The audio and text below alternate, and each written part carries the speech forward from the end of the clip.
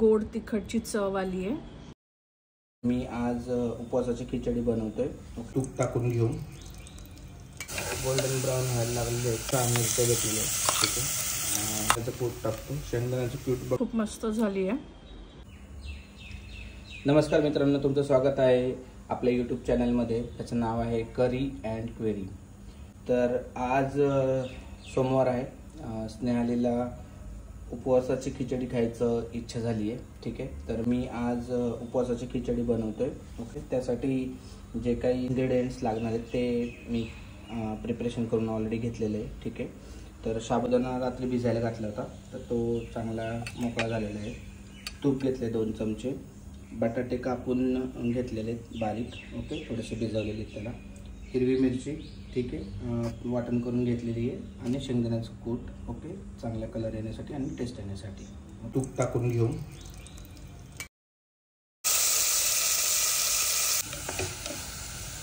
मित्रांनो बटाटे चांगले गोल्डन ब्राउन व्हायला लागलेले आहेत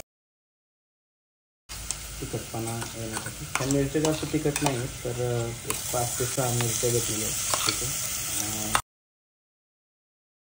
टाकून घेऊ, त्याच्यामध्ये आपण साबुदाणा टाकून घेऊ। आता साबुदाणा टाकून घेतो मित्रांनो।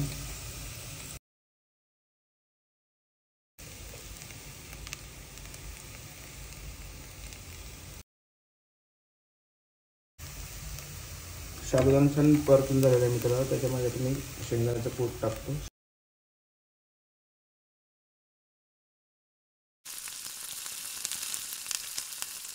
थोडं लिंबाचा रस वरून टाकून घेतो मित्रांनो। नमस्कार मित्रांनो, साबुदाणा खिचडी म्हटलं की त्याच्यासोबत आपल्याला दही किंवा कोशिंबीर लागते। तर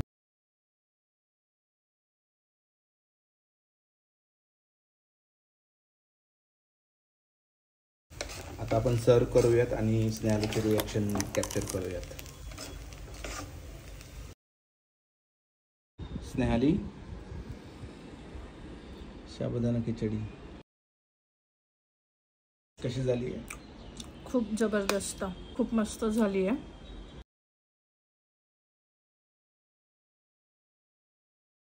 छान झाली आहे, मस्त त्याला गोड तिखटची चव आली आहे।